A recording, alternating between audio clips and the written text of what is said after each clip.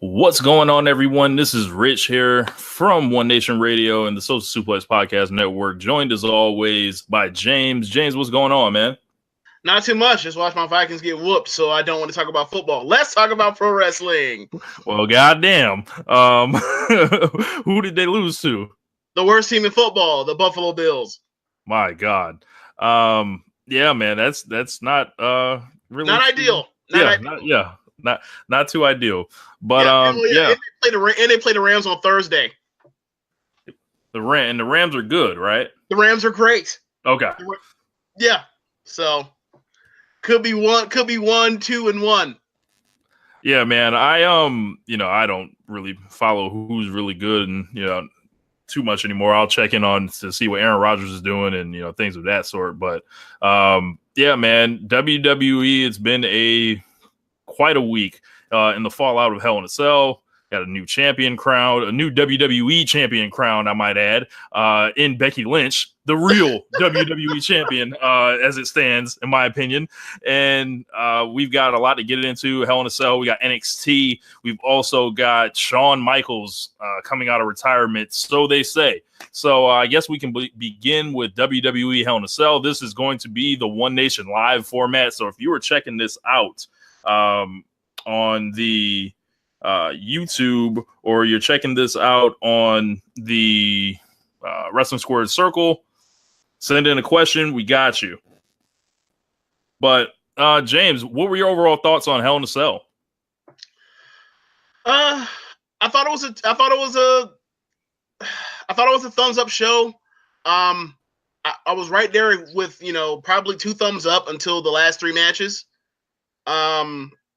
But these are long shows, longer than normal, and can't expect them to, just knock everything out the park like they did the first, the first half of the show. But I feel like if that main event doesn't leave such a bad taste in people's mouths, I think that people would have, been like smashing success. It would have probably been like the best feeling of a show since.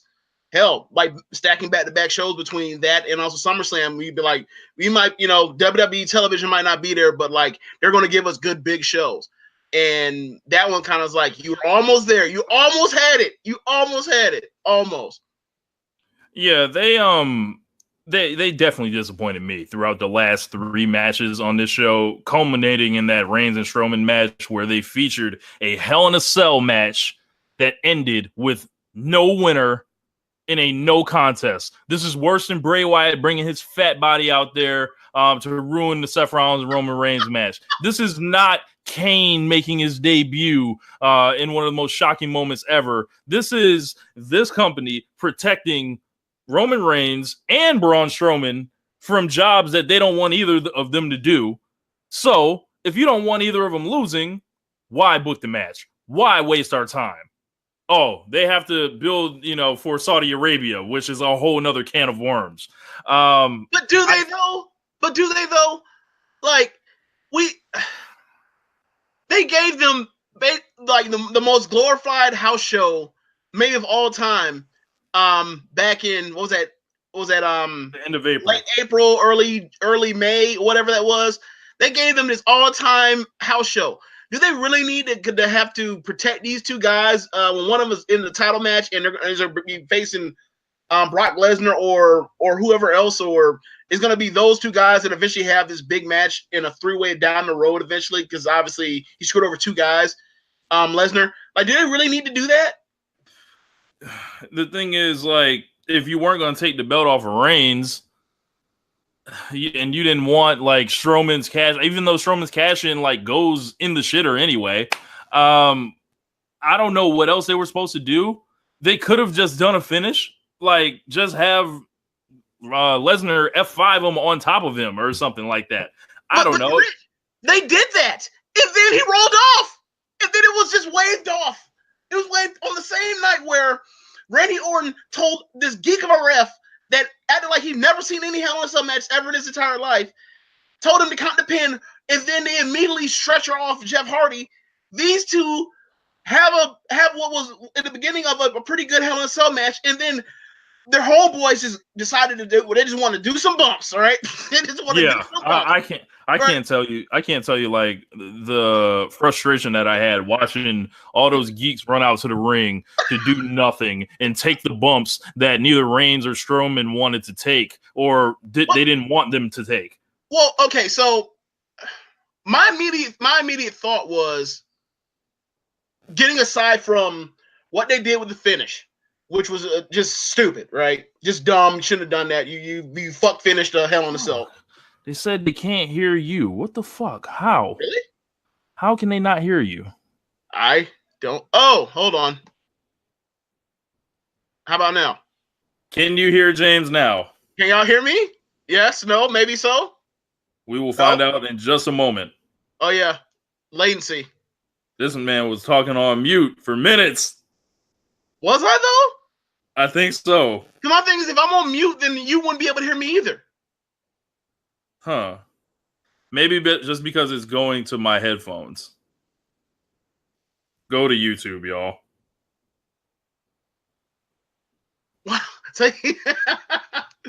Well, why don't you can you put up the link and then it broadcast inside the thing or no?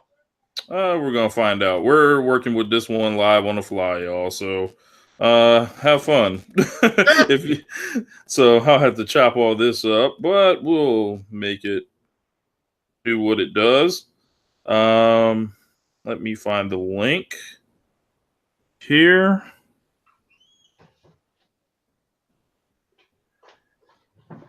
But anyway, Brock Lesnar's back. What did you think about that? I mean, we all knew he was coming back at some time, right? Like he's pretty much like, do you remember the Scream series of horror movies in the 90s, in the early 2000s? You remember like after Scream 2, where Neve Campbell goes into or basically once they finally stop the killer, she puts a hole in her head in the person's head, and she's like, I'm making sure to like, it's over. We can't find the body. I'm putting one through this person's head. It's over with. It was kind of like, well, we never did put one through Brock Lesnar's head. He was due to come back sometime eventually. And I think a point I was going to get to earlier was, you think about the finish and you think, okay, they brought the guys out so they could bump on and off the cell so that those guys could be laid out or whatever, and then Brock can come in because and there's nobody to come make the save on Brock. My thing is, the way they did all that, Brock may as well have just left both of them laying out and then whoop the other four's ass anyway, because he's Brock freaking Lesnar. And Brock Lesnar's awesome and he wants to be, right? Why didn't they just do that? This is not to mention that Drew McIntyre and Dean Ambrose just got left somewhere in the rafters. We don't know what the fuck happened to them. Yeah.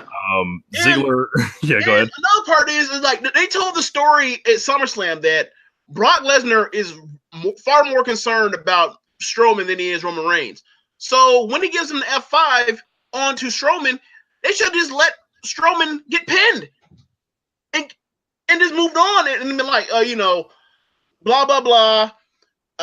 Somebody interfered in Hell in a Cell match, but Roman won, and you can tell the story of he's far more concerned with Strowman than Roman, and then you can still do the three-way because Strowman got screwed out of his cash in anyway. You can still have done that. Yeah, totally with you. And also, can we get Roman some wins, please? Obviously, there's been another one of those piss poor wins like the SummerSlam distraction finish, but at least like you get him some W's at least. Yeah. So about that, when I was watching this felt to me like Diesel at the 1995 Royal Rumble, and I was saying it immediately after the match ended, and it was like, all right, do you remember when Diesel won the title off of Bob Backlund and the first pay-per-view match he had? It was against Bret Hart in the 1995 Royal Rumble, and what happened? I vaguely remember it. It was marred with interference. A guy they don't trust. He's never looked like Diesel more than that night. In that match, they had Owen Hart run in, Shawn Michaels, Jeff Jarrett. All this shit kept happening over and over and over. Every time you think somebody had someone beat, they eventually threw the match out, and it was a tie, just like this was in his first title match after his latest coronation. Yeah, man, they made him look like a plate of piss, and that's not what you want to do with this guy. Like, is he your guy or no? Like, stop fucking around with it. Yeah, like that's one of the things that's so frustrating about like I think there is a clear, or at least I think there should be a clear distinction between people that like just hate Roman because fill in whatever reason you want to. Like he's too much of a jock. He's too attractive for you, and you don't like the fact that like your woman is looking at him, or the fact that you think that like his matches are very formulaic or whatever else. Whatever you come whatever reason you want, or he's not a charismatic promo yet, or not as charismatic as when he got pushed, or you're just flat out against somebody that's over pushed to the moon. Fine, whatever. You can fill in that blank for whatever reason you don't like Roman. That's fine, but there is a clear distinction between how talented that guy is right now at this point in time and where he was when he first started. And there's also a clear distinction between that guy is not over the way he should be over because of his own shortcomings or the fact that he's not over as he should be because of WWE's booking decisions creatively, to where this guy is their top guy, the guy that's always in WrestleMania main events, always in the final 2 or 3 of Royal Rumbles. And he's the big dog, and it's his yard and all this other shit. And then you also have to juxtapose that with how they book him and make him look so bad throughout the past 2 or year and a half, 2 years. Also how everyone else looks in comparison to him, and they look even worse. That's too. It's like they literally make sure that there's AJ Styles and Daniel Bryan and whoever and Samoa Joe, and they move him all to SmackDown to make some shine for him, which is fine. He's your top guy. Put him on your top show, right? Then we're going to make Seth Rollins a tag team guy and an Intercontinental title guy, and we're going to make Braun Strowman literally just be an attraction and never give him even a short-term run. That's fine. And Finn Balor, he's just the 4th, 5th baby face, and he gets beat. Whatever. It doesn't matter. Man, he's out to, get it like the Red Cross. Right. And that's fine. However, like, you can't make the top guy, or it makes no sense to make the guy that you've made the top guy by moving all these other people outside, be a whooping boy for Brock Lesnar. He should be beating the piss out of Brock Lesnar, not getting whooped in the left land every single time they interact with each other. It makes no sense. Yeah, man. They have that match that they built up for Saudi Arabia, and it's just like they got a triple threat. There's a million ways this thing can end, but I feel like, there are a million like ways this match can go, but I feel like there's only one way it can end, and that's with Braun Strowman getting fucked again out here. Would you agree, or am I off base there? I mean, if you tell me what's the most likely of the 3 scenarios where Brock is Universal Champion again, Roman remains Universal Champion, or Strowman becomes a Universal Champion the first time, the least likely situation is Strowman leaving with the belt. So yeah, he's due to get screwed over somehow, creatively. Braun Strowman has been a guy that's been, he's had it worse than Reigns at points. So yeah, at times. I mean, obviously in kayfabe wise, yes. But they have. I have to look at it. It feels like it's a tie. We're like, oh yeah, these are the top 2 guys on this brand, and both of them are losers. That's what it feels like. One of them has the belt, but he's also a loser. Yeah. And one doesn't have the belt; he's also a loser. And they're gonna fight until somebody eventually wins. But in the meantime, hold this draw, this tie. Yeah, that's absolutely just infuriating. The way that they just close off the show, and of course, they rushed off the show. They rushed off the air just like SummerSlam. Crowd was chanting, "This is bullshit." We felt much of the same thing at home. It was like, wow, we were halfway there, and then they hit a fucking left turn midway through the show. In another match with that, we had Ronda Rousey and Alexa Bliss. They came out there and, they had a match. They had 12 minutes with 9.5 of it, Alexa Bliss kicking Ronda Rousey's ass, stretching her, hitting her with forearms. You were there with me, James. The whole time I was watching this, like, what was my reaction? Like, because I almost don't remember how I just felt nothing but anger.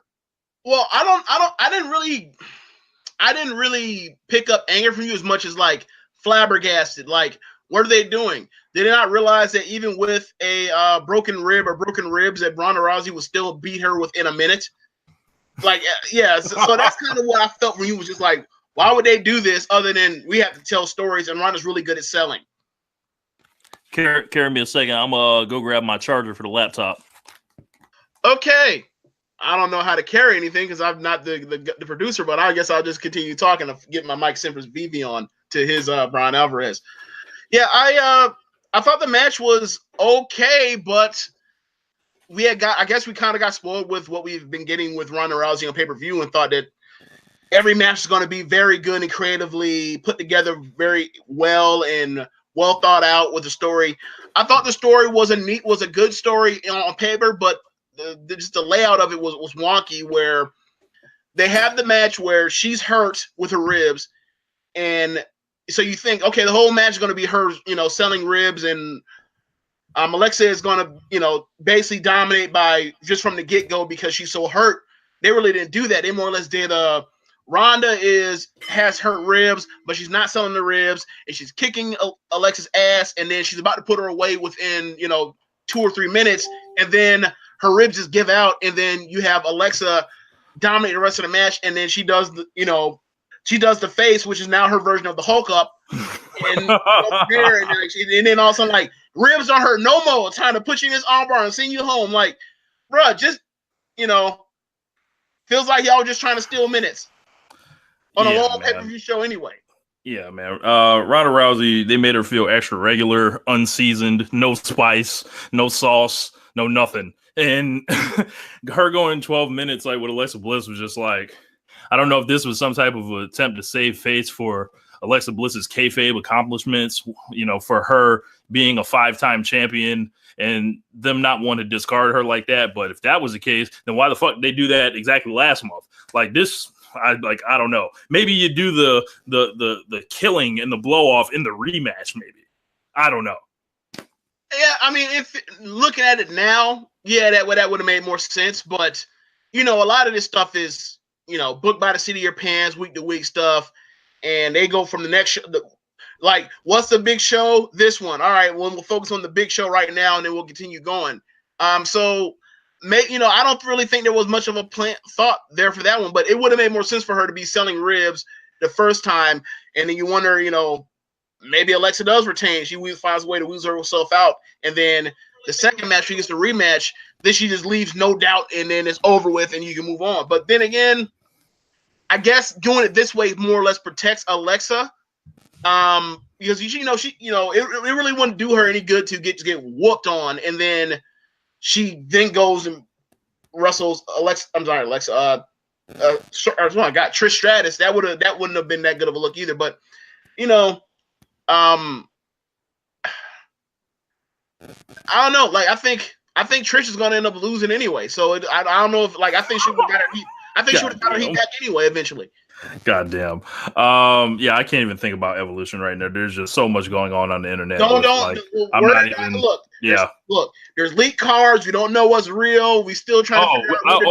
No. I knew that card wasn't real. Like that came out. Like it was unequivocally fake, and there have already been matches that have come out that have contradicted that thing. So like that shit gets no play on this side. Okay, okay. I'm just saying, like, I'm not even gonna worry about it until once we get past Super Showdown, that's when I'll get really, I'll start thinking about it, as opposed to, oh my God, what are they doing with this card? Like, look, I know who's in the final for the Mae Young Classic. I'm pretty sure what's going to be the SmackDown Live Women's Championship match, right? Like, I NXT, Kairi Sane's NXT champion. I don't think she's going to lose. I think she's going to be in a title match. I seriously doubt that she's going to lose the belt before we get to a takeover. Or this show. So I'm okay. So I got 3 matches I can rely on right now. I'm good on. So, like, I'll let the other stuff, when it comes there, then I'll worry about it. Yeah, man. We had The Miz and Maurice against Daniel Bryan and Brie Bella in a mixed tag team match. It did feel hotter than their SummerSlam match somehow. Brie Bella and Maurice, or excuse me, just Maurice, is absolutely horrible. They should never let her inside the ring again. They had one thing to do, James, and they fucked it up. One thing. Don't tell me she just had a kid. All you had to do was do a roll up. Don't tell me about that. Like, but most of this was Miz and Daniel Bryan. Daniel Bryan was kicking the Miz's ass. Wasn't necessarily spectacular or anything. I don't know, man. The Daniel Bryan Dream Match tour continues.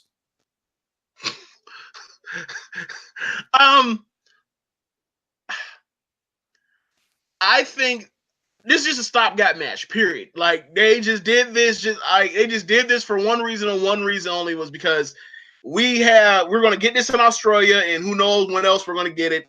So they decided to string it along, and whatever. Like, not all matches have to be like anchor matches that mean everything all the time on a card. So this is just a variety show.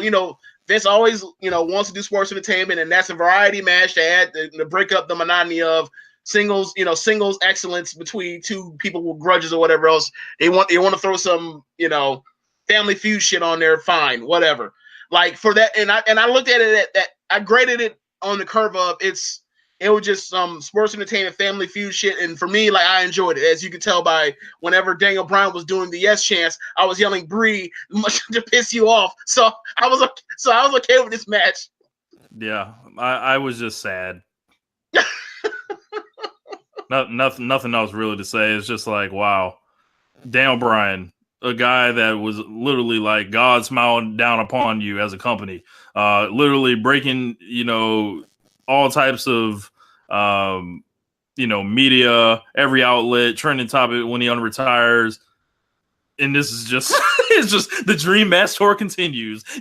Big cast. We got Team Hell No. We got him teaming up with his wife. Man, this is just all how I wanted it to go, James. I couldn't picture anything better. Oh, man. Speaking of other foolishness, AJ Styles retained the WWE title against Samoa Joe. Now, this was another in the long line of AJ Styles title matches, going back to when he was the U.S. champion, of fuckery overrunning the finishes of his match. I wrote a column last week about it. I don't think WWE has confidence in him. And if they don't have confidence in him, just take the belt off him so he can go back to, doing what he was doing before he was the champion, which, I don't know, man. Like, where has it gone wrong with this AJ Styles shit? And I don't know. They've just thrown him. I'm sorry. They've thrown him nothing. They've buried him in the middle of cards. They've made him clearly a second-class world champion in every sense of the word. Yeah. Where did it go wrong, James? Like, I don't.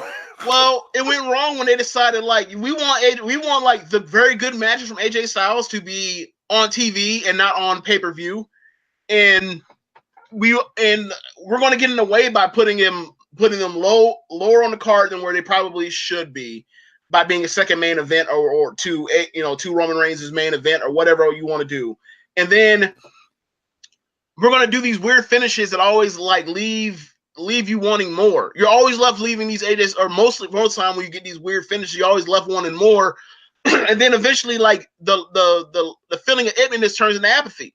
And they've done the crummy finish to apathy with him a lot lately, and I don't know why that's the case. Like, he helped, like in a crucial moment with Roman, when Roman is like the champion. His first title feud is with AJ, and they're bangers back to back. Like, that's probably my favorite Roman feud of all, like, ever, singles. Like, and then you have he's a champion when he's a heel. Like, it's so weird that this company is like, and we talk about this often, is like, this company was built on the backs of baby faces carrying that promotion, whether it was Bruno Sammartino, or it was Snuka, or it was Backlund, or it was Hogan, or Bret Hart, Shawn Michaels, Austin, The Rock when he turned face, all the way through. And then once Triple H is like gets to the main event, everything changes. And like, it's really telling that you have all these people that get their title runs, and they're always more, when they get their title runs, it's more compelling, or they're doing a better job as champion when they're heels than ever baby faces. AJ Styles' heel title run was the best title run we've had since CM Punk's 400 days something title run. Then he comes back a year later. Well, not even a year. We come back like 10, 11 months later, and he's a baby face, and it's just, it's just there. Like, And I think the part of the issue of why people are now talking about it is because it's been going on for so long now. Like we're almost to a year with this title run, and this ain't no legendary reign. No, like this is not a title run deserving of lasting this long.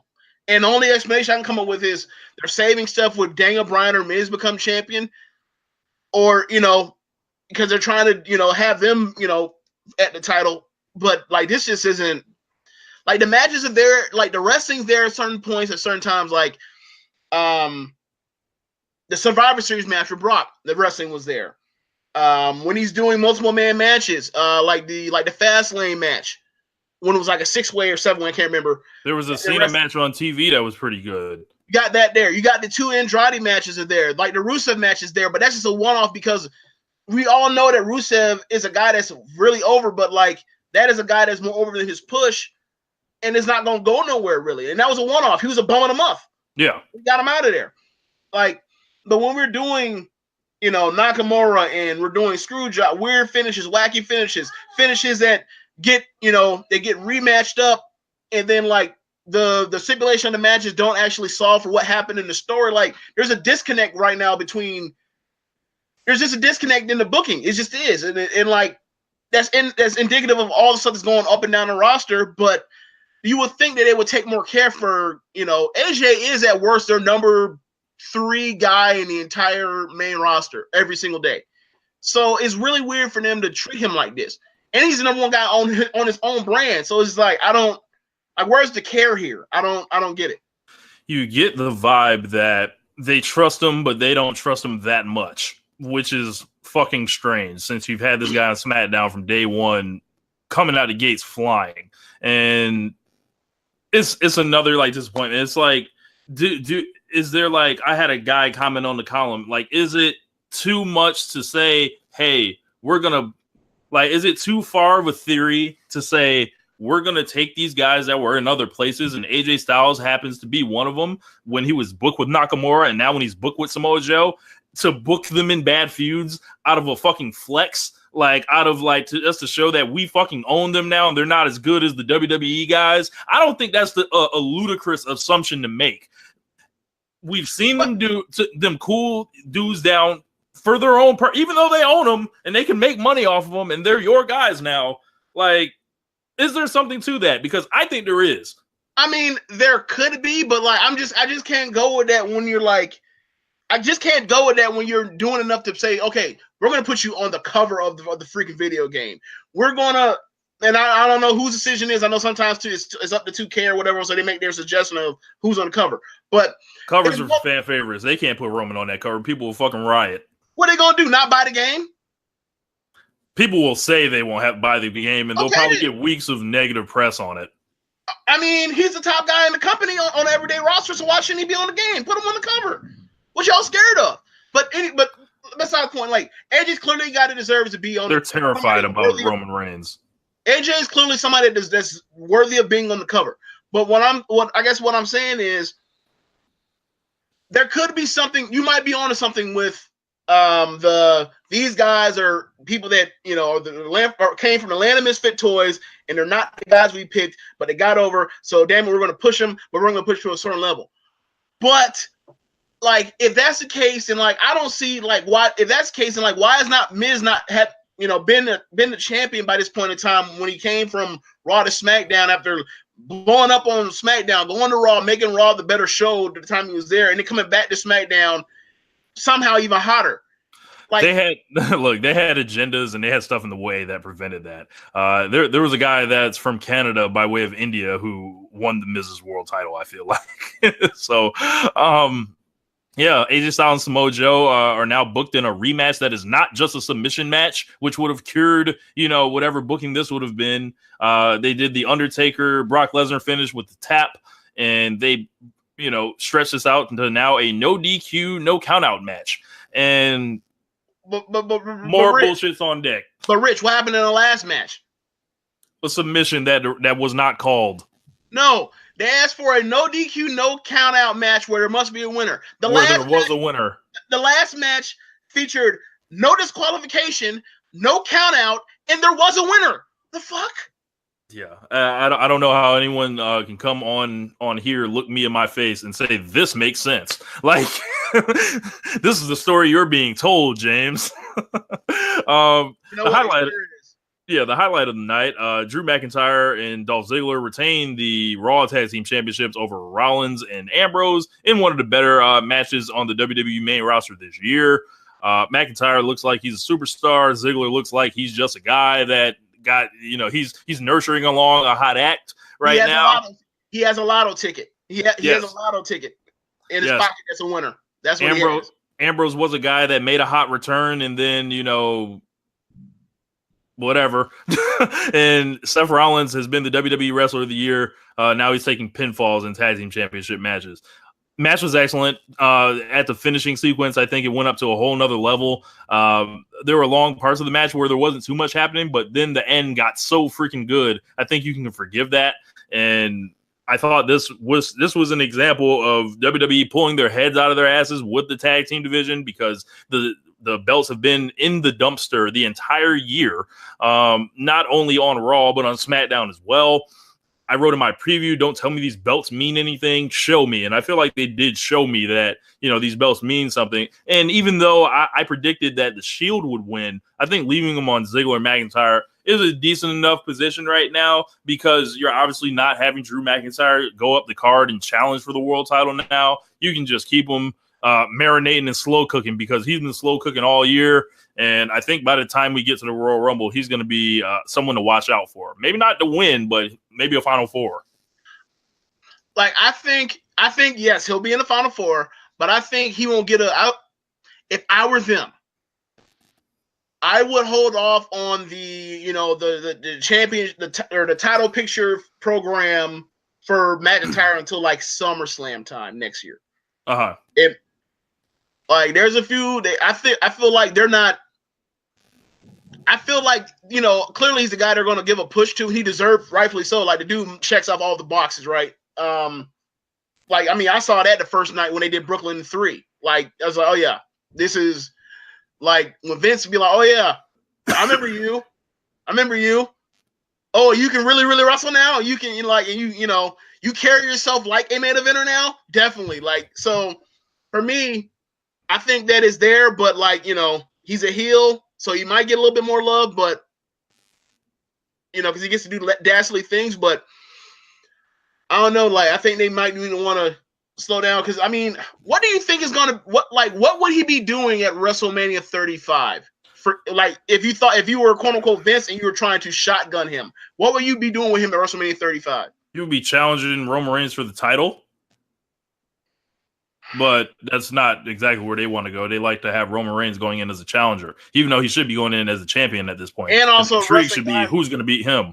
And also wrestling part-timers, not actually like his contemporaries and peers. Yeah, they have that happen as well. So, I think I'm like I agree with you. That's what I joked about at WrestleMania at Brooklyn 3. Like, yeah, that's going to be the main event for WrestleMania 35. But like, given how the trajectory and the track that we've been on, and I think that it'd be better served for SummerSlam, because WrestleMania seems a little too fast. Yeah, I think they've got to take a look at what they have in him, and they've got to make the right decision, because they don't they get it wrong so often with guys that they have a chance to get it right with, that it irreparably damages a lot of them, and they just turn out to be guys that linger and hang around forever. Like, don't get it wrong. I think Dean Ambrose is a great wrestler. I think he's exciting in his own way. He's just hanging around at this point. Yeah. He's window dressing. He's an accessory to the main event now.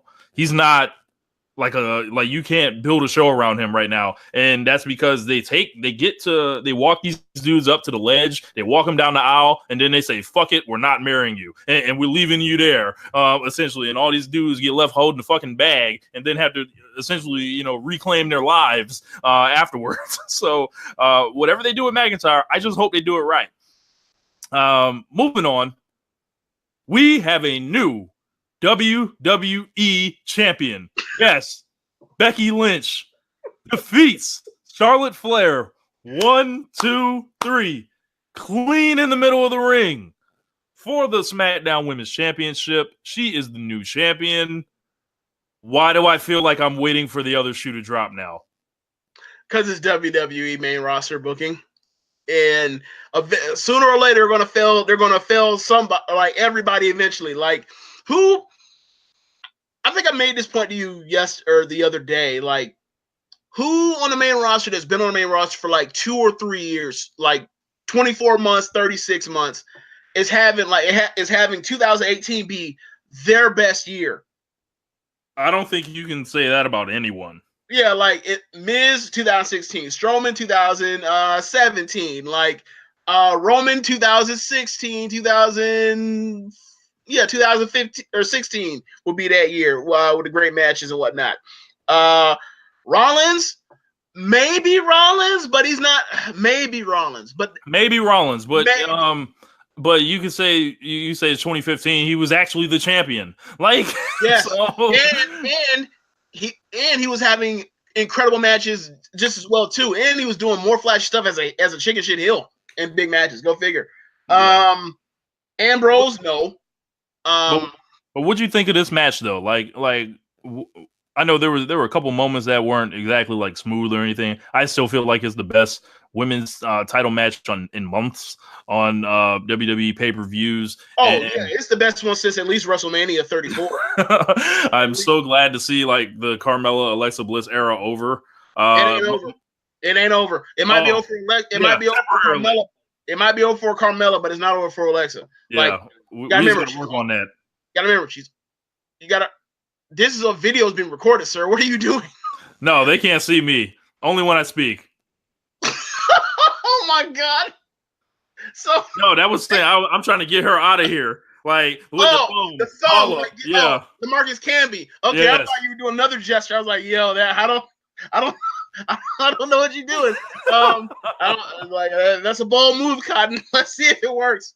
But yeah, like I think Alexa's doing another shot, but more than that, like Alexa is somebody that actually absolutely has value. So does Carmella. Carmella has value, but I don't think her value comes from wrestling matches that last longer than 7-8 minutes. Alexa, she can wrestle. She can be in these sorts of matches. I think they need to cool off with it before the fans start to, turn on her for being overpushed. Same for Charlotte, but whatever. Yeah. But how do you feel like they're handling Charlotte right now? Because it just feels like malpractice at a point. But that's the thing. We're talking about this show up and down the card. What are we talking about? Malpractice. Not whether or not Roman Reigns is a good wrestler or a great wrestler. Not whether or not Joe or Strowman is over. Not whether or not Miz is cutting great promos and Daniel Bryan is still a superstar. We're talking about are they with their storytelling and their and the main key factors of the story, the key things that are happening, are they doing damage to these wrestlers and also their programs? And the answer seems to be every step along the way is like, yeah, these are fundamental flaws that are hampering people's enjoyment of the program. I mean, of the show in general. So, I mean, yeah, they did the whole heel turn thing. It backfired. They thought, they made the best decision by getting rid of the rejection of the fans from Becky and deciding to focus on the fact that that Becky hates this woman's guts for everything she's taken from her over the years. And people are rallying behind her, and I feel like part of this has been able to salvage what I thought was almost an inevitability of what was going to happen to Charlotte. So now we can focus on the fact that these are the two top women in that division, and they're both fighting for the grandest prize of it all. And it's getting personal. I love it. I feel like this is the best feud on the main roster. Yeah, it's going to be strange to see where they go. They gave us the desired result so fast. They are still framing Becky Lynch as a heel, but she's not insulting fans anymore. She's run up on her from behind. She's calling her a bitch. They're making Charlotte just they're giving you no real reason to boo Charlotte, except the way Charlotte delivers her lines just comes off as grating sometimes. But if you look at it, yes, and condescending and a whole bunch of lecturing, yes. Yeah. But if you look at it, the what they're like having her do, it's like this gracious woman. Like, why would anyone be mean to her? And eventually, I think they think they're gonna wear everyone down with it. It's not gonna work. Oh, I know. Because I'm like, oh, you want to play that game? Oh, we ain't got nothing but time, Vince. And like they've had 4 years of time for Roman Reigns telling him, no, it ain't working, bro. Like, yeah. And this is a lot more lower stakes than that. So I feel like people can just be extra petty. Oh, we're gonna come out here and cheer Becky no matter what. Like, she can attack an old woman. Like, yes, Becky, go. I mean, that they was already what they were up to when they had her like on the Go Home show. Like, she basically, snatched Charlotte by the scalp when she's already taking pictures with those girls on the great. You're just like, okay, we get it. However, nobody's going for it, Vince. Like, I understand you're a master manipulation. You're manipulating people for when did he take over the company? What, 80 what? 84, 83. He took it up. Okay. Like, ever since he bought a company from his daddy, like for literally like 2 generations of time, he's manipulating people all the time to get him to do what he wants. And, less and less every single year is working for him. But like, yeah, he's still a master of manipulation. This one ain't going to work for him. This ain't going to go the way that you think, in the words of Luke Skywalker. It's just not. Yeah, man. We've got Randy Orton and Jeff Hardy. They had a Hell in a Cell match as well. Jeff Hardy was swinging from the top like a monkey, literally a spot monkey, trying to cure his addiction. In one of the dumbest spots that I can ever remember in a Hell in a Cell match. I don't know why he was up there. I don't know what he was trying to accomplish. I don't know that he knew that Randy Orton got the fuck off the table before he even let go. I thought the match was hilarious. They featured Randy Orton coming off the top, bouncing off the ropes and hitting him with a chair in slow motion, which is absolutely fucking hilarious. And if you guys have not, he did it not once, he did it fucking twice. just to make sure. So if Randy Orton sees this video, I just want him to know that we got lots of enjoyment out of watching that. Yeah, like this was the best match. This is the best singles match that Jeff Hardy has had since he's been back. And this was the best singles match that Randy Orton has had since like the match with like AJ back in like, what was that, February or March of 2017? You say that, or the Nakamura TV match that they had? Yeah, I think this was better than that, but yeah, like this is I'm on the ilk. Like it's been few shimmers and flashes of brilliance from Randy Orton, who is, regardless of what y'all want to say, is a great fucking wrestler when he wants to be.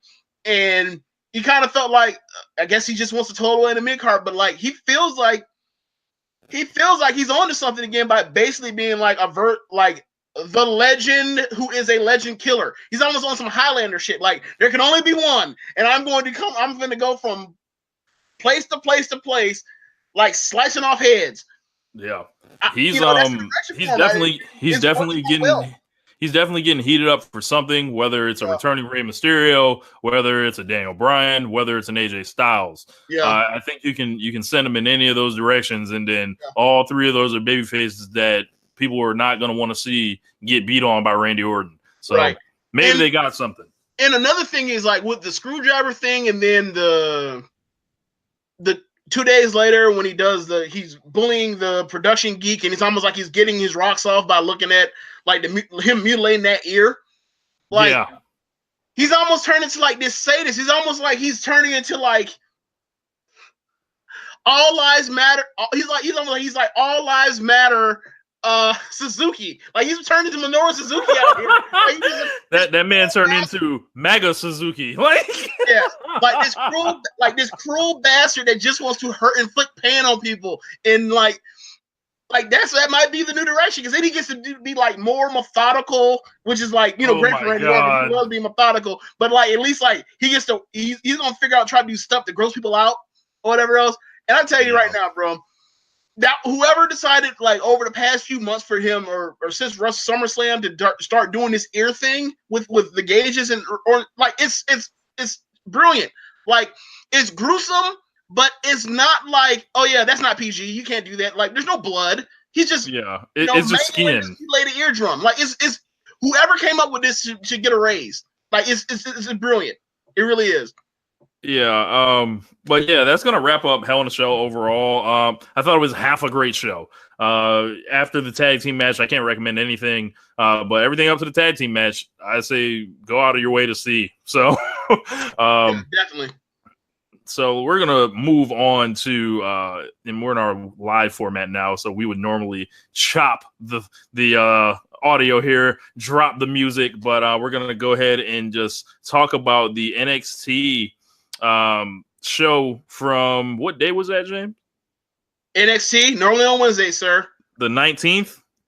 I guess that'd be the 19th. Yeah. Yeah. So that show was headlined by Ricochet and Pete Dunne, an absolute classic in every sense of the word, except the finish. But I think we kind of knew going in. The only real question was how much time would they give them?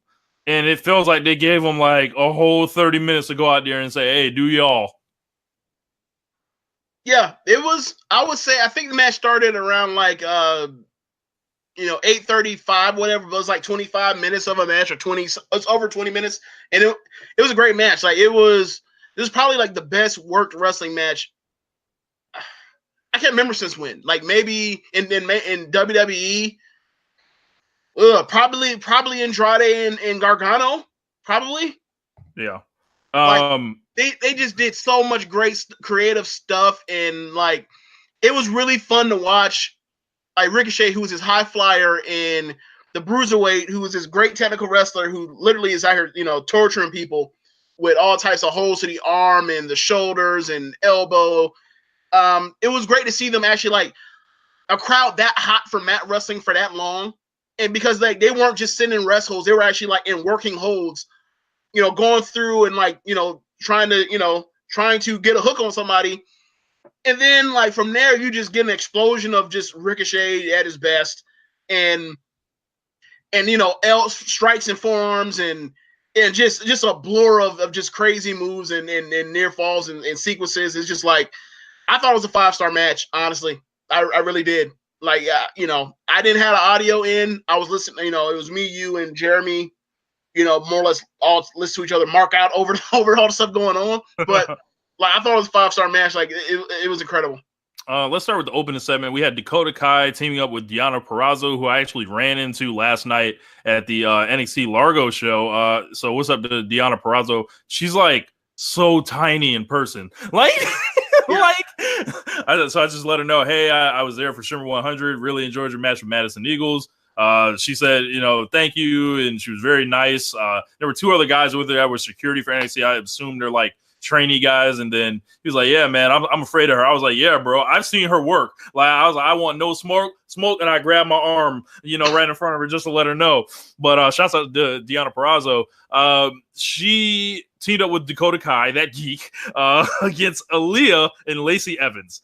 So some of the highlights in this were Purrazzo mocking Lacey Evans after escaping the body scissors submission because Lacey Evans tried to play Purrazzo's game with the grappling. Purrazzo did like a sidewinder slam into a wrist lock to basically work on Evans's right hand, which is the same hand that she uses for her finish called the women's right. Aaliyah got in and the crowd just gave her hell the whole time. Dakota Kai was... Hold on, real quick before you go on. So was that Burberry? Oh my god! No, was that Rich? Tell me honestly, was that Burberry? Yes or no? I'm inclined to say no, but it looked like it a lot. No. Let me phrase that. If it wasn't Burberry, were they trying to make fake Burberry look like Burberry? Yes. Okay, yes. Thank you. Yes, 2003 style Burberry was out here. Like, so Aaliyah and Lacey Evans won by pinfall in 8 minutes. What did you think of this match, James? I know Dakota Kai was running wild for a little while, but you know how Dakota Kai gets down. I almost feel like, okay, so do you remember the SummerSlam match between Daniel Bryan and Miz, where the whole thing was built up on Daniel Bryan wanting to punch Miz in the face, right? And then it was almost poetic that Miz actually takes out Bryan with a punch to the face, but it was the loaded knuckles with the brass knuckles. It was on poetic that this chicken shit heel knocked this dude out by cheating with exactly what he said he was going to do to knock him out. I think it's awfully poetic that this fucking geek. Just keep going. I think it's really poetic that this fucking geek Dakota Kai is going out here in these matches. She fires off. She's the captain of Team Kick, and she's kicking people. And they're not vicious kicks, but like she's clearly someone that's a very talented wrestler. But her comeback is with kicks. She's kicking people left and right. And then the next thing you know, she a blind tag happens, and then the captain of Team Kick gets her ass knocked the fuck out with a right hand and just left land. It was very, very fitting. I thought it was very appropriate. Yeah, man, and I think so. What was the last thing you said, James? Yeah, I think it was very fitting and almost poetic that the captain of the Team Kick got her ass knocked out with a punch. I think it's great. I really do. It's like it feels to me like they are trying a long form story by almost Bailey like with Dakota to where she eventually reaches Mountain Peak. However, or the summit. However, it is so fun watching her get beat up. It really is. I don't know what it is. I enjoy it so much. Michael Grimes was saying in the comments, he was like, why do they always make Kai look weak and scared? Even in Largo last night, she looked scared as fuck. So check this out, James. There was a 3-on-3 match, elimination. The 3 horsewomen against Kairi Sane, Dakota Kai, and Candice LeRae. So hold on. You said Io, no, Candice? No, Kairi. Kairi, Candice, and Dakota. Okay. Because I know Io was doing some matches, some 3-way matches with her before, some 6-way or 6 woman matches with her. So yeah, like I don't know, like how did Jessamine and I can't remember her name. Marina Shafir, like they look like perfectly fine, like competent wrestlers, like no worse than like anyone else. Jessamine Duke's really tall, so she has like a very slight good presence. We were chanting Chop Mania, which they no-sold. So, but the deal with that match was, so they got Kairi out of there first, and she like did the Eddie Guerrero disqualification, so they didn't pin her. So they did this whole deal, and then they got Candice out of there. Marina Shafir pinned her off like a T-bone suplex or something, and then it was Dakota Kai left against those 3. And my phone was dead at the time, so I had Jeremy texted to the group chat like Dakota Kai is left 3-on-1 with the horsewomen. Dakota's gonna die. Like, yeah, not a chance. So I don't know. Like Did she even get one elimination, or she just got no? There was a sweep. Good, clean sweep. Get him out of there. But what she did, I was like, man, this feels like Lex Luger going up against the NWO. Like she was running wild, 1-on-3 for like a couple minutes, and then after that, it was like she had to get put down like a dog in the street. Okay. So they showed the Street Profits. Hold on. Did she get choked out? Yes. Yeah. Tap. Yes. Well, broomsticks. So they had a Street Profits promo. They were talking, about their win over the Mighty. Ford was talking about, not just change the idea, and he was happy with how everything went. They got in their car and left. They showed the Nikki Cross and Bianca Belair no contest from a week ago. Hold on. Okay, so this interviewer person that ran up on them after playing basketball on the street, which like, until somebody tells me different, that was absolutely Bianca Belair who was interviewing them, right? Because like, who else has that such charisma and confidence in asking a competent question, right? So they say, why ask a great question? Why in the middle of a match are you so concerned about some damn chains? And then they say this thing about like, the chains are representative of the struggle and our success and our culture. And I'm just like, ugh, that's okay. Yeah. Okay. I didn't like it one bit. We talking about chains that are probably fake. We ain't even talking about diamonds. Whatever. Yeah. Move on. So Your diamond's fake. Yeah. Yeah, so I forgot about that part, but they did one of the guys from the Forgotten Sons, Jackson Riker, the former gunner and from TNA, doesn't have quite a full head of hair, but he has everything else as far as body wise they're looking for. He's tall. He was actually on the show last night as well. He defeated Humberto Carrillo was his name, and I believe Carrillo is a prospect. He's someone famous's son, but they're probably going to repackage him.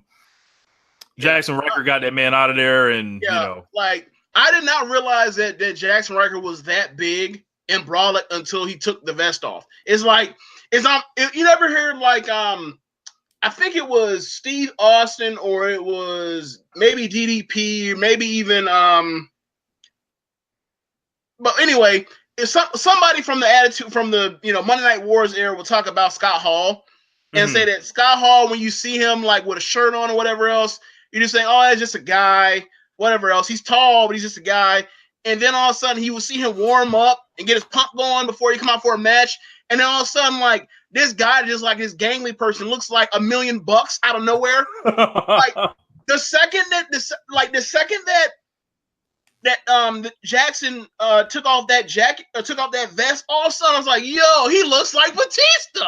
Like, where did this come from? Where did this dude come from? Like, oh, big guy, whatever else, nice size, to all of a sudden, oh, yo, this dude looks gigantic. Yeah. They went on from there, and William Regal was questioning different people, and he had Candice LeRae called her to the stand and made Candice look at the Nux, in quite a striking visual. She said that, her and, Kyrie and Cassius didn't see what happened. She says that her and Johnny are trying to keep their personal and professional lives separate, and she gave him an alibi, and then Regal just thanked her for her time. She didn't really give him an alibi. She said that she tried to point towards it being Tommaso, alluding to it being Tommaso, and then she did say that, like, there was a window of time where she wasn't attached to Johnny. She told the truth. She didn't just go on and stand and lie, which is fantastic baby facing, which leads me to ask you a question. Why in the fuck would anybody question Candice LeRae's integrity? Why? Hey, man, I can't trust nobody in NXT. I was asking if the refs ran up on Aleister Black. I can't trust a soul. Everyone down there is corrupt. They all trying to get called up, James. That's a pressure environment going on out there. We don't know who's up to what. But a question from Mike. He said, do you think Belair and Cross is going to get a no DQ at a takeover? I don't see it because they're not the title picture. They'll probably get a TV match. We're unspoiled on this show. I don't read the spoilers for NXT since we started covering it. Same here. So I don't know what may have been booked for a takeover, but the way things are just kind of going, in NXT's history, a secondary women's feud not for the championship doesn't tend to take up any real estate on a takeover card. Now, if they ever move takeovers to a full on 3 hours, it should get a second match, and this match will fit perfectly onto that card. But I think that this is going to be another match where they have a big time match, and it's going to be on takeover. It's going to be on one of the shows, probably like a month from in the next set of tapings. That they get over with or whatever else, and then they move focus onto the whatever their plan is for Evolution in the title match. We all would assume that the next title shot would go to the former champion. I'm blanking on her name. My God, Shayna. But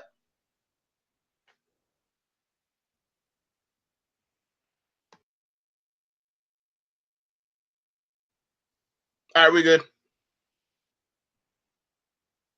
It's not. My fault, Jim. Yeah, man. I think they've.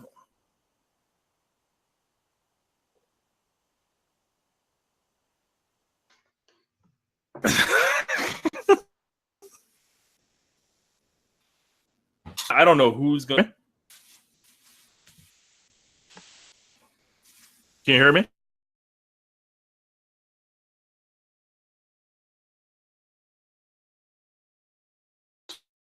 Okay, so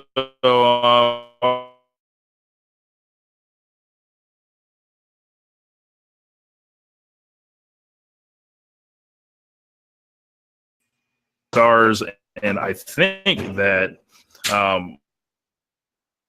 this match was a great NXT everyone and putting together a match. Dunne match went to a match. Went ahead, gave 5 that even they have down in NXT right now. You're muted, James. Sorry, what are you asking me? Because I had to drop and. I said, so I said, Dunne. This was like a match where this showed NXT's like ability to put together something people really are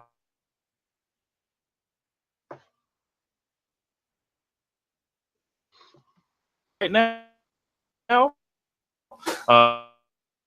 In this usurp anything like the WWE champion did this week, and he wrestled and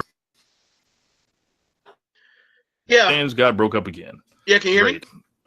So, hello, you now? Yeah, can you hear me? Yeah, I can hear you now. Yeah, so, yeah, man, you're talking about the main event of NXT, right? Yeah. Yeah, man, I thought it was a great match. I thought that, like, I can't wait to see them wrestle again. Like, I desperately want them to wrestle again. I definitely want it on a bigger stage like TakeOver. And I would love to see them actually do a champion versus champion match for real or whatever else. Because, quiet as it's kept, if you consolidate both of those belts in some way, shape, or form, or something like that, or focus on moving the NXT UK title to NXT UK when they actually do it, because it's going to be starting. They've already done tapings for it. Like, you can kind of clear up room for a non-title mid-card match on takeovers, and I think that was my worry about it, having that extra belt added. It was you kind of get in the way of being able to book the best matches you can to tell the best stories you can. Yeah, man. Yeah, so that's gonna wrap up our NXT review. Shawn Michaels is our last topic today. Apparently, the Saudi Arabian bag is enough to get HB's Chisel back up out of retirement, and it looks like he's being set up to be in a tag team match when they go to Saudi Arabia. They're setting him cornering Triple H in Australia. To get to that point. How did we get here, bro? Like, out of all these times this man is coming back, and he's coming back for this. I feel like this is going to raise the profile of these shows way higher than initially they were thought of. These are no longer glorified house shows. Maybe. Here's my thing. I got to see it first, because we all thought the same thing about Greatest Royal Rumble. And then what even happens when we leave out of there watching? We're just like, yeah, this is a glorified house show. So, I had to see it first. Like, I'm going to go in there with low expectations, and hopefully me having low expectations means that the show's more enjoyable, and I can go from there, as opposed to judging this as an actual real deal pay-per-view and getting, upset because it's top heavy or it's bottom heavy, or this stuff makes no sense in context to what they're actually doing on, the mainland show. So I'm just gonna withhold judgment, heavy critical judgment on it. Yeah, Shawn coming back. Shawn was like, my favorite wrestler for a long, long time. Is my all-time favorite wrestler, and it's weird. He's gonna come out of retirement. I never thought he would. So many times he's had the chance to. They've literally asked him almost every year, and it's just gotten louder and louder and louder. And him finally coming now to do this tag team match, as I alluded to on our other show, to me, it just feels all wrong, just like out of the whole thing with Saudi Arabia and everything that comes with that. I want to see Shawn against like younger guys. I don't necessarily need them to restart the Attitude Era in the middle of 2018 anymore. But the segments that they produce were good. So it's it's a juxtaposition. Like, it's like, I see these guys are doing good work, like as their promos. I just feel like it's not going to be there in the ring when it comes time, and it's just going to be like, wow, this man, like, and I'm not begrudging this man at all, right? If they're going to throw all this money at you, you go get that. Like, but it's like they wouldn't be in this position if they handled their star creation better over the last 5 years. Yeah, definitely. And you know, you're absolutely right. This definitely does feel like an old like heist movie when everybody's vets in the game and there's like, you know what, one last score and it'll settle everything and I can go into retirement. And you just hope that, you know, given how the setup's gone so well so far and how much better these segments and promos by the old timers, I gotta call them old timers, are better than the current generation. You almost feel like if they can just skate through with this, you know, they can just get out here with these smoke and mirrors. Success, big success. Everybody's happy. People that are, you know, critical about the part timers or whatever else, they can, you know, they can tell them all to shove it because they got their money. Their storylines are all over because these people have this great tapestry of history amongst all of each other, and they can tell these stories. They can move and they can get out of there, out of Dodge, and hopefully no one gets hurt because they're old. I'm seriously like. I'm skeptical that they're just like these heist movies where someone always ends up dying at the end. I'm skeptical that everyone's gonna get off scot-free, but at the same time, I'm rooting for them to get away with the bag. I'm really rooting for them. I really want it to work. I really do, because you know, Shawn and Undertaker are tied for my favorite wrestler of all time. Like, I don't have a top one. I don't have a number one. I don't have a number two. Those are both number one A and B. I don't even want to do 1A and 1B because it sounds like you're still, you know, picking and choosing. Ranking. And so, like, they're my 1A, period. So, like, I really hope that this all works out. I really do. But I was a proponent for the WWE senior division to be on these shows, right? Right.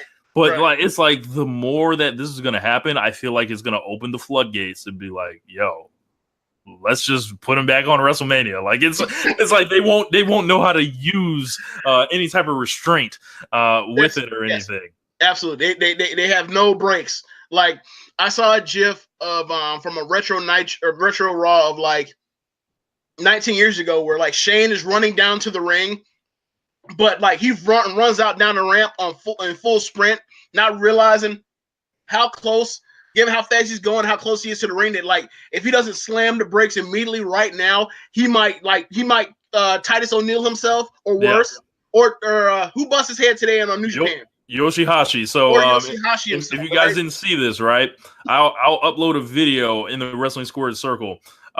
So Yoshihashi was running to the ring to make the save for Okada, right? This man is flying down the entrance path. He does the exact Titus O'Neil, but instead of like Titus getting it up and shaking it off like it's okay, and he just goes in there regular, Yoshihashi's clearly rocked, gets in the ring, and then all of a sudden he's busted from like here all over, just pouring blood. He caught that bottom bar that helped support the ring. That's what he ended up catching, as opposed to Titus, who was so fortunate and lucky to miss it completely and just slide underneath the apron. Like Yoshihashi caught that bottom support beam. So like that is how WWE books. Like, they book by the seat of their pants, 100 miles an hour with no regard for anything, and then like they just like Shane McMahon when it comes to time needing to show some restraint. They like, oh no, I don't have brakes. and arms is just, you know, like he's swimming while running. So you just hope he can slow down in time so he doesn't crash into the apron. Like, so I have a great question and answer from the comment section. So Dan says, is Hogan coming back for the senior division? Michael Grimes answered, let's hope we never see Hogan's old busted ass again. I'm with Michael. but I would totally not be shocked because this guy, the Prince, the Saudi Arabian Prince, he's a mark for the 1990s wrestling. And I feel like the offer's been made. I would not be shocked at all if they're playing I Am a Real American in the stadium in Saudi Arabia somewhere, and he's standing next to the Saudi Arabian trainees or whatever segment they're going to put him in. Yeah, and also telling them, you know, not to record anything or whatever else. Not because, like, you know, you might say something inflammatory, but don't record anything because it might come back and incriminate you. But not because you're actually sorry what you said, just so you don't get caught. Like, you know, we've been over this almost ad nauseum with the Hogan thing. Like, if he wants to start, you know, giving, or if he wants to give a real apology, if he wants to do some work to try to put his, to put his actions where, get himself back in good graces with people that he hurt, fine, I can accept it then. But until then, no, I really don't want to see him in main roster wrestling, or wrestling WWE or whatever else. But move that aside from that point. Like, I don't know if Hogan get cleared to wrestle, because like if Hogan, I've said this joke. I don't think he's gonna wrestle. Hell no. I've said this joke to you for years with Hogan.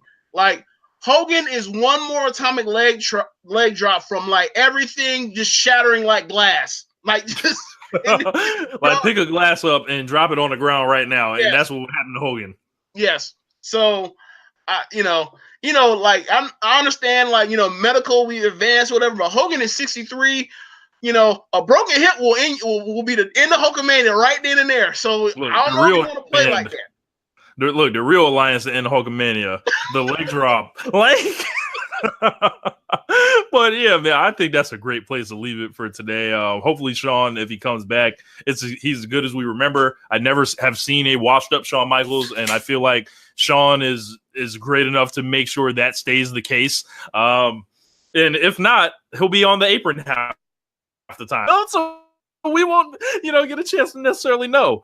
But yeah, man, make sure you guys are checking out all the shows on the Social Suplex Podcast Network, The Outsider's Edge with Rance, Carl, and Kyle, the Rick and Clive Wrestling Show, One Nation Radio here with me and James, and Keeping It Strong Style, and Grown Men Watch This Shit. We also have our other show over on the Lords of Pain radio network, which is doing like astronomical numbers. Like we've gone straight to the top, as they say, and we're just like going in there and killing it. We've been doing a show for the last 4 weeks where we are reviewing Monday Night Raw and SmackDown Live, handing out our LeBron James You Bum of the Week, and then also handing out the Wrestler of the Week. I believe Baron Corbin just won the LeBron James You Bum of the Week for the second time in 4 weeks. So we may have to rename this award one day. Yes, he's the first ever 2-time winner of the You Bum of the Week award. So like he is in rarefied air, I guess. I'm trying to look the word opposite of air, but yeah. But yeah, man. So Lords of Pain Radio Network, make sure you holler at us on there. There's lots of great shows on that network as well. I believe Samuel Plan is starting a show on October 10th called Sports Entertainment is Dead. You guys will have to tune in to find out the connotation or the context for that. I'm not sure quite where he's going with it, but it should be interesting to listen. But yeah, man, thank you guys for rocking with us. We're trying something new with like the Hangouts format. So what I'm going to do, if you guys want to listen back to this show, I'm going to rip the audio off of this, throw it up on the feed, and try to clean up. I know we had a couple portions where the storm may have, knocked some of the connection out for you guys, but we're going to clean it up and it'll be up on the feed. If you guys want to listen back to this later, listen to it in slow motion, listen to it in speed motion, however you want to do it. And it will be embedded right here on my YouTube channel for y'all to check out. But for everyone, for James, I am Rich. You got anything before we up out of here, James?